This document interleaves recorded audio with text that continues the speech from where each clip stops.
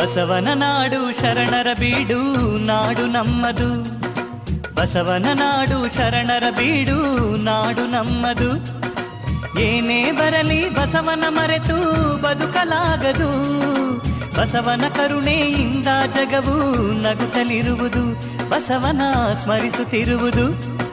ಬಸವನ ನಾಡು ಶರಣರ ಬೀಡು ನಾಡು ನಮ್ಮದು.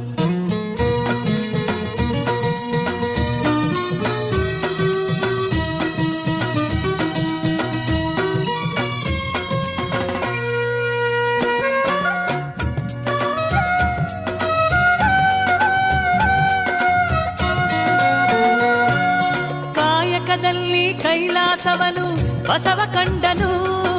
ಸ್ವರ್ಗ ನರಕ ಎಂಬುದು ಬೇರೆ ಇಲ್ಲ ಎಂದನು. ಸತ್ಯವ ನುಡಿಯುವುದೇ ಸ್ವರ್ಗ ಎಂದು ಬಸವ ಸಾರಿದ, ನಿತ್ಯ ನರಕ ಎಂದ. ಬಸವನ ನಾಡು ಶರಣರ ಬೀಡು ನಾಡು ನಮ್ಮದು.